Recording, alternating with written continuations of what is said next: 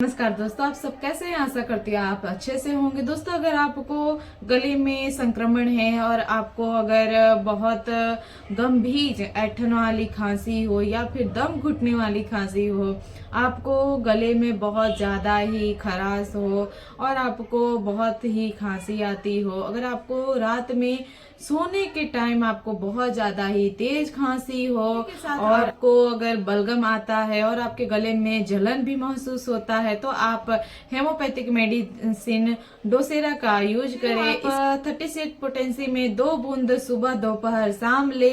इस मेडिसिन को आप 8 से 9 दिन ले, इससे आपको आराम लगेगा। ये बहुत ही इफेक्टिव मेडिसिन है। ऐसे ही नॉलेजेबल वीडियो के लिए हमारे वीडियो को लाइक करें, चैनल को सब्सक्राइब करें, शेयर करना ना